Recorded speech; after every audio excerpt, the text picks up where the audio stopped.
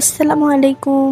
এই প্রথম আমি আমার কোনো ইভেন্টে তৃতীয় লিঙ্গের মানুষদের আসতে দেখেছি। সো আমি প্রথম চলে গিয়েছিলাম ২৫০০ বাজারে।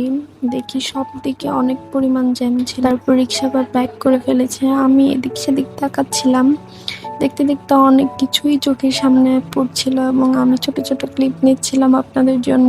বৃষ্টির পরপর সেদিন ওয়েদারটা খুব বেশি সুন্দর ছিল, রাস্তাটাও ছিল অনেক বেশি সুন্দর।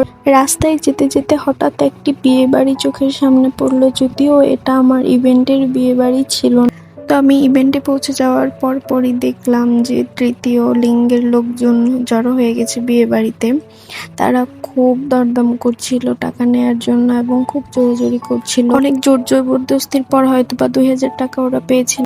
ফার্স্ট পার্ট মেহেদিটা আমি খুব ভালোভাবেই কমপ্লিট করতে পেরেছিলাম। তারপর আমি সেকেন্ড হাফ ধরে ফেলি, তেমন কোনো ক্লিপই নিতে পারিনি।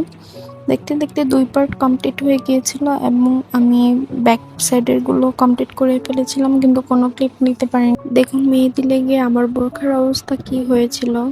আজকে এইটুকুই, দেখা হবে নেক্সট কোনো ভিডিওতে। আল্লাহ হাফেজ।